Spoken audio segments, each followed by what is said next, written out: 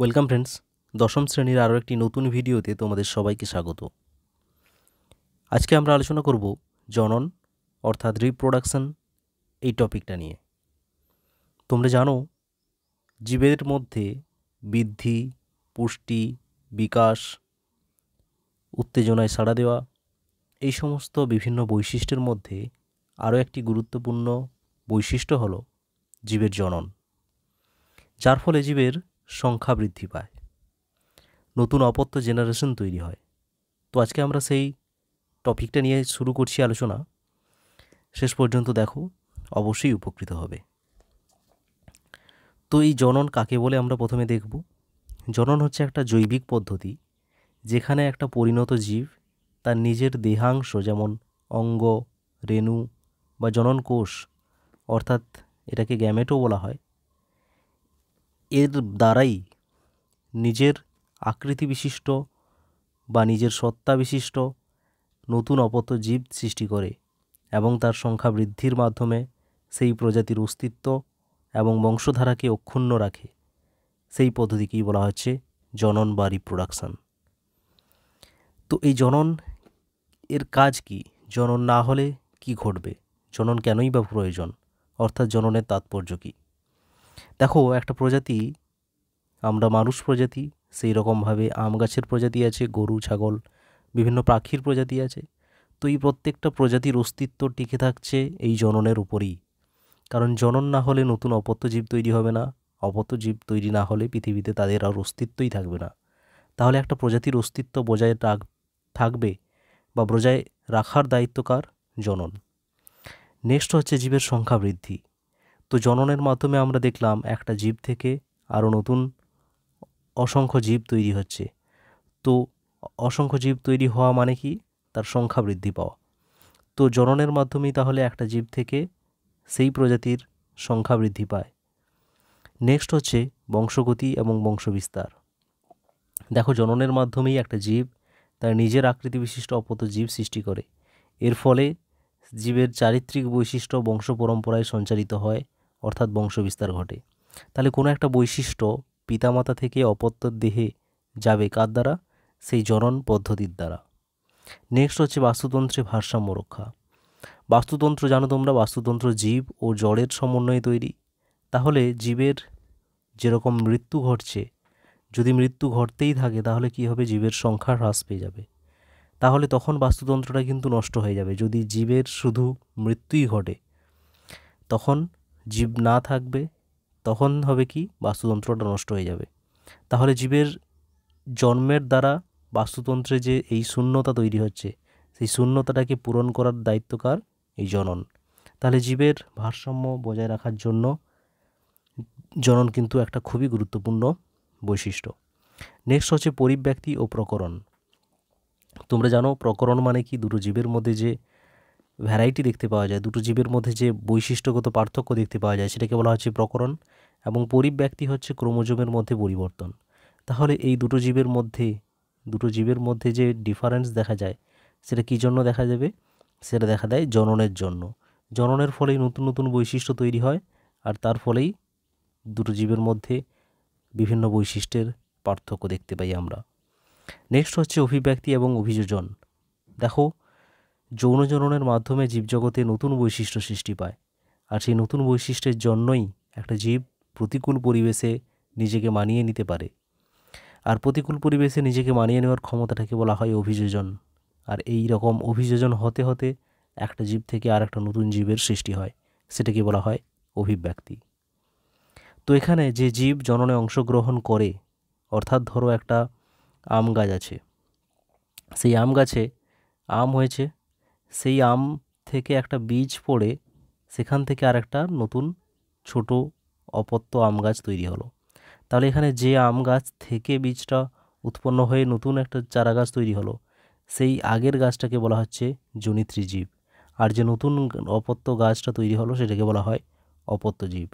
ওকে, জনিত্রী জীবকে বলা হয় প্যারেন্টাল জেনারেশন বা প্যারেন্টাল অর্গানাইজেশন, আর অপত্য অর্গানিজম, আর অপত্য জীবকে বলা হয় অফস্প্রিং। ওকে, নেক্সট হচ্ছে আমরা দেখব এই জনন কত প্রকার হয়। তো জীবজগতে জনন প্রক্রিয়াকে আমরা মোটামুটি দুটো ভাগে ভাগ করছি, একটা প্রাণী জগতের মধ্যে জনন আর একটা উদ্ভিদ ও ছত্রাকের জনন। প্রাণী জগতের যে জনন প্রক্রিয়াটা রয়েছে সেটা কি, সেটা অযৌন জনন, যৌন জনন এবং অপুংজনী, এই তিনটে ভাগে ভাগ করছি। আবার অযৌন জননের মধ্যে রয়েছে বিভাজন, কোরকোদ্গম, গেমিউল গঠন, খণ্ডীভবন, পুনরুৎপাদন। এগুলো সম্পর্কে পরে আমরা একটা একটা বিষয় নিয়ে ডিটেলসে আলোচনা করব। আজকে শুধু জেনারেল আইডিয়াটা দেখে নাও কত ধরনের জনন প্রক্রিয়া হতে পারে। প্রাণীর ক্ষেত্রে যে যৌন জনন প্রক্রিয়া রয়েছে সেটাকে আবার ভাগ করছি আমরা সংযুক্তি বা কনজুগেশন এবং সিনগ্যামি। আর অপুংজনিত রয়েছে। এছাড়া উদ্ভিদ ও ছত্রাকের যে জনন সেখানে আমরা ভাগ করছি অযৌন জনন, যৌন জনন, অঙ্গজ জনন এবং অপুংজনী। অঙ্গজ জননকে আমরা ভাগ করছি আবার কৃত্রিম এবং প্রাকৃতিকভাবে। প্রাকৃতিকভাবে কি কি হয়, মূলের দ্বারা হয়, কাণ্ডের দ্বারা হয়, পাতার দ্বারা হয়, বুলবিলের দ্বারা হয়। সমস্ত উদাহরণগুলো কিন্তু দেওয়া আছে, প্রত্যেকটা একটা একটা করে উদাহরণ অবশ্যই তোমরা মনে রাখবে। এখন তোমাদের কাছে এটা কষ্ট মনে হতে পারে, কিন্তু এটা যখন আমরা পরপর ডিটেলসে আলোচনা করব সবগুলো সম্পর্কে কিন্তু তোমাদের এটা ইজি হয়ে যাবে। আর এই যে সমস্ত উদাহরণগুলো রয়েছে সেগুলো কিন্তু অবশ্যই প্রয়োজন।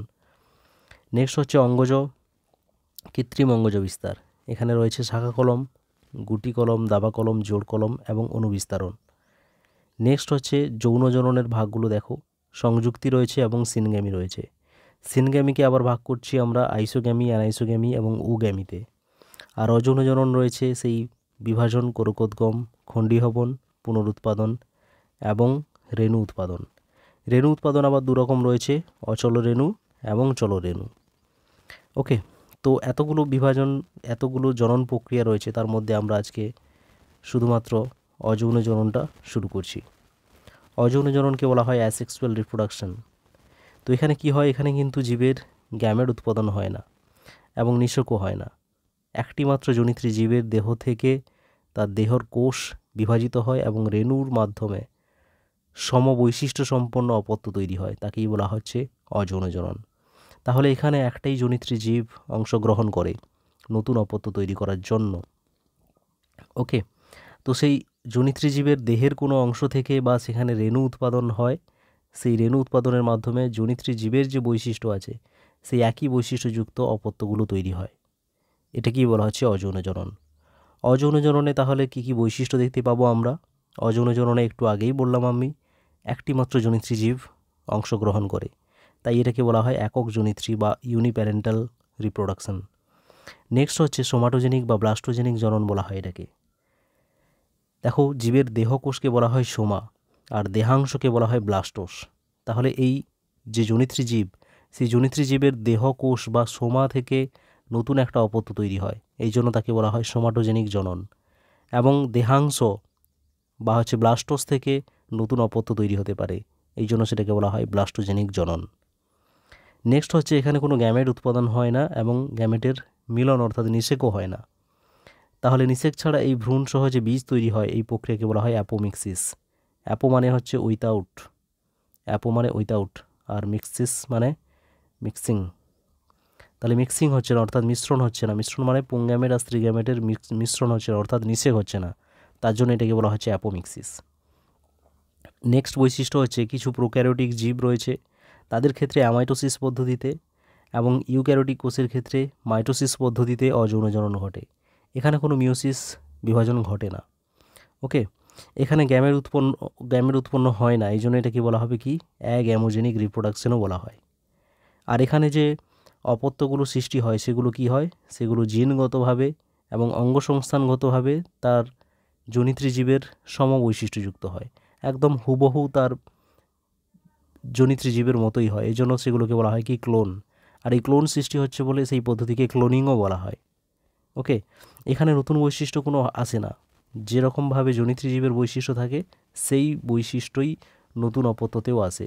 তাহলে এরা কী হবে, এরা হচ্ছে প্রতিকূল পরিবেশে অভিযোজিত হতে পারে না ঠিক করে। ঠিক আছে, তো এখন আমরা দেখব এই অযৌন জননের যে প্রকারভেদগুলো রয়েছে সেগুলোর সম্পর্কে একটু। প্রথমত হচ্ছে অযৌন জননের বিভাজনটা দেখছি। বিভাজনকে ইংরেজিতে বলা হয় ফিশন। দেখো, এটা হচ্ছে কি, এটা হচ্ছে একটা পদ্ধতি যে অযৌন জনন পদ্ধতিতে এককোষী জীব অ্যামাইটোসিস পদ্ধতি বা মাইটোসিস পদ্ধতিতে বিভাজিত হয়ে দুটো বা তার বেশি অপত্য জীব তৈরি করে, যেগুলো কিন্তু সমবৈশিষ্ট্যযুক্ত হবে, অর্থাৎ জনিত্রী জীবের মতোই বৈশিষ্ট্য থাকবে। তাদেরকে বলা হচ্ছে বিভাজন। এই বিভাজন পদ্ধতি আবার অনেক রকমভাবে রয়েছে। একটা হচ্ছে দ্বিবিভাজন, বহু বিভাজন এবং প্লাজমোটমি। দ্বিবিভাজন মানে কি? দ্বি মানে দুই, তাহলে বিভাজন, তাহলে একটা কোষ বিভাজিত হয়ে দুটো কোষ তৈরি করবে বা দুটো জীব তৈরি করবে, তাকেই বলা হচ্ছে দ্বিবিভাজন। ঠিক আছে, দেখো এখানে একটি মাত্র কোষযুক্ত জীবে মাইটোসিস পদ্ধতিতে বিভাজিত হয়ে দুটি সমবৈশিষ্ট্য সম্পন্ন অপত্য জীব সৃষ্টি করে, এটা কি বলা হচ্ছে? দ্বিবিভাজন। দ্বিবিভাজনটাকে আবার ভাগ করা হয় 4 ভাগে। কি কি 4 ভাগে? একটা হচ্ছে সরল বা অনিয়ত বিভাজন। এখানে কি হয়? এখানে নিউক্লিয়াস বিভাজনের পরেই, নিউক্লিয়াসের বিভাজনকে আমরা ক্যারিওকাইনেসিস বলি, ওকে। তো তারপরেই সাইটোপ্লাজমের যে কোনো একটা তলে বিভাজিত হবে, সাইটোপ্লাজমটা যে কোনো তলে বিভাজিত হবে, তখন সেটাকে বলা হয় সরল বা অনিয়ত বিভাজন। এখানে দেখো একটা অ্যামিবা আছে, এটা হচ্ছে তার নিউক্লিয়াস মাঝখানে রয়েছে। তাহলে এখানে দেখো নিউক্লিয়াসটা প্রথমে ভাঁজ হওয়া শুরু হয়েছে, তার সঙ্গে সঙ্গে সাইটোপ্লাজমেও ভাঁজ হওয়া শুরু হয়েছে। তারপর নিউক্লিয়াসটা ডাম্বেল আকৃতি ধারণ করে, তারপরে নিউক্লিয়াসটা দুটো ভাগে ভাগ হয়ে যায়, আর সাইটোপ্লাজমও মাঝখানে ভাগ হয়ে যায়। এইভাবে দুটো অপত্য অ্যামিবা তৈরি হয়। এই রকমের দ্বিবিভাজনটাকে বলা হচ্ছে সরল দ্বিবিভাজন। এটা হচ্ছে অ্যামিবাতে দেখতে পাওয়া যায়। নেক্সট হচ্ছে অনুদৈর্ঘ্য দ্বিবিভাজন। তাহলে দ্বিবিভাজন তো হবেই, মানে দুটো অপত্য তৈরি হবে, আর অনুদৈর্ঘ্য, তাহলে তাদের দৈর্ঘ্য বরাবর বিভাজনটা হবে, বা একে বলা হয় লঙ্গিটিউডিনাল বাইনারি ফিশন, ওকে। এটা হচ্ছে ইউগ্লিনা, এটা হচ্ছে গয়লয় হর্ষই, ইউগ্লিনা, ভার্টিসেল্লা ইত্যাদিতে দেখতে পাওয়া যায়। এই যে দেখো, এটা হচ্ছে একটা ইউগ্লিনা, এটা হচ্ছে তার দৈর্ঘ্য বরাবর, আর এটা হচ্ছে তার প্রস্থ বরাবর। তাহলে এখানে তার ভেতরে নিউক্লিয়াস রয়েছে, আর এটা হচ্ছে ফ্লাজেলা। তাহলে এখানে এই দৈর্ঘ্য বরাবর কিন্তু ইউগ্লিনাটা ভাগ হচ্ছে। এখানে দেখো এই যে একটা নিউক্লিয়াস দুটো নিউক্লিয়াসে ভাগ হওয়া শুরু হয়েছে, তারপরে এখানে দুটো নিউক্লিয়াসে পরিণত হয়ে গেছে, আর এখানে সেই খাঁজটা গভীর হতে হতে দুটো অপত্য ইউগ্লিনাতে পরিণত করে দিচ্ছে। এটাকে বলা হচ্ছে তাহলে অনুদৈর্ঘ্য বা লঙ্গিটিউডিনাল বাইনারি ফিশন। এরপর হচ্ছে অনুপ্রস্থ, অর্থাৎ প্রস্থ বরাবর দুভাগে ভাগ হবে। এটা হচ্ছে প্যারামোসিয়ামে দেখতে পাওয়া যায়। এই হচ্ছে একটা প্যারামোসিয়াম, যার মধ্যে দু রকমের নিউক্লিয়াস থাকে, মনে রাখবে। একটা থাকে বড় নিউক্লিয়াস, যেটাকে বলা হয় ম্যাক্রো, আর একটা ছোট থাকে, তাকে বলা হয় মাইক্রো নিউক্লিয়াস। তাহলে এখানে প্রস্থ বরাবর ভাগ হবে। এই যে দেখো, এই যে প্রস্থ বরাবর একটা ভাঁজ তৈরি হয়েছে, এখানে বড় নিউক্লিয়াস আর ছোট নিউক্লিয়াসটাও প্রসারিত হয়েছে, লম্বা হয়েছে, সেটা দুটো ভাগে ভাগ হওয়া শুরু হয়ে গেছে। এই যে মাঝখানে খাঁজ তৈরি হয়ে গেছে, তারপর দুটো অপত্য প্যারামোসিয়ামে পরিণত হয়ে যাচ্ছে।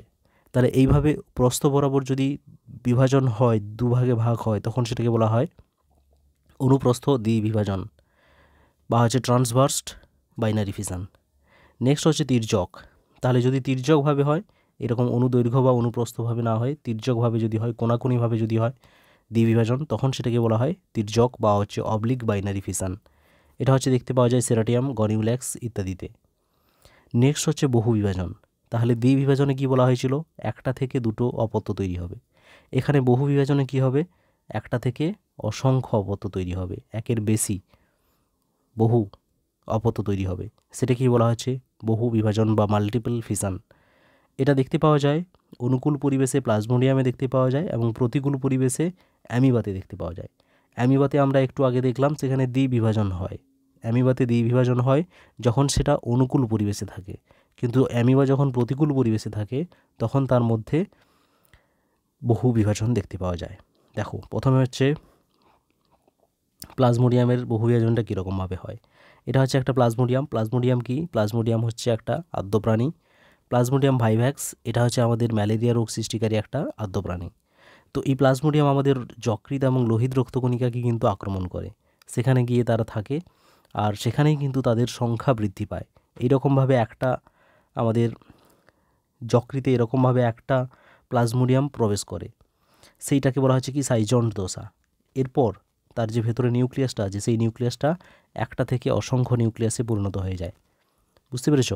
তারপরে কি হবে? সেই প্রত্যেকটা নিউক্লিয়াস একটু একটু করে সাইটোপ্লাজম নিয়ে একটা একটা অপত্য প্লাজমোডিয়াম তৈরি করে, যেটাকে বলা হয় মেরোজয়েড দশা। তারপর এই সাইজন্ট দশাকে ভেদ করে সবগুলো মেরোজয়েড বাইরে বেরিয়ে আসে। তাহলে সেখানে একটা প্লাজমোডিয়াম থেকে অসংখ্য প্লাজমোডিয়ামের সৃষ্টি হয়। এইভাবে কিন্তু ম্যালেরিয়া রোগ সৃষ্টি পায়। আর এইভাবে একটা কোষ থেকে অপত্য কোষ, অসংখ্য অপত্য কোষ তৈরি হচ্ছে বলে এটাকে বলা হচ্ছে বহু বিভাজন। ওকে, আর অ্যামিবা যখন প্রতিকূল পরিবেশে থাকে তখন তার মধ্যে কীরকম কন্ডিশন হয় দেখো। এটা হচ্ছে অ্যামিবার সাইটোপ্লাজম, আর ভেতরে তার একটা নিউক্লিয়াস আছে, আর তার বাইরে প্রতিকূল পরিবেশে তো টিকতে পারবে না, তার জন্য তার বাইরে 3টে লেয়ারের একটা শক্ত আবরণ তৈরি হয়। তারপর সেই সময় এই যে একটা নিউক্লিয়াস আছে সেই নিউক্লিয়াসটা অসংখ্য নিউক্লিয়াসে ভাগ হয়ে যাচ্ছে। তারপর সেই প্রত্যেকটা নিউক্লিয়াস একটু একটু করে সাইটোপ্লাজম নিয়ে একটা একটা অপত্য অ্যামিবা তৈরি করে। তারপর সেগুলো যখন অনুকূল পরিবেশে আসবে, সেই যে বাইরে সিস্ট রয়েছে, এই যে বাইরে শক্ত আবরণটা, এটাকে কী বলা হয়? সিস্ট বলা হয়। তাহলে সেই সিস্টকে, অর্থাৎ তার বাইরে শক্ত আবরণকে ভেদ করে প্রত্যেকটা ছোটো ছোটো অ্যামিবা, যেগুলোকে বলা হয় সিউডোপোডীয় রেণুও বলা হয়, সেই ছোটো ছোটো অপত্য অ্যামিবাগুলোকে কী বলা হয়? সিউডোপোডীয় রেণু, সেগুলো বাইরে বেরিয়ে আসে আর হচ্ছে অসংখ্য অ্যামিবা তৈরি হয়। তো এই পদ্ধতিটাকে বলা হচ্ছে অ্যামিবার বহু বিভাজন পদ্ধতি। এটা কিন্তু প্রতিকূল পরিবেশে হয়। নেক্সট হচ্ছে বিভাজনের মধ্যে রয়েছে প্লাজমোটমি। এখানে কি হয়? এখানে হচ্ছে বহু নিউক্লিয়াসযুক্ত একটা জীব থেকে বহু নিউক্লিয়াসযুক্ত একাধিক অপত্য জীব তৈরি হবে। দেখো, একটা কোষ আছে, একটা জীব আছে যার মধ্যে বহু নিউক্লিয়াস আছে, সেখান থেকে দুটো কোষ তৈরি হচ্ছে বা তার বেশি কোষ তৈরি হচ্ছে, যেখানেও কিন্তু কী হবে? বহু নিউক্লিয়াস থাকবে। তো এরকমভাবে বহু নিউক্লিয়াসযুক্ত জীব থেকে যখন বহু নিউক্লিয়াসযুক্ত জীব তৈরি হয়, সেটাকে বলা হয় প্লাজমোটমি।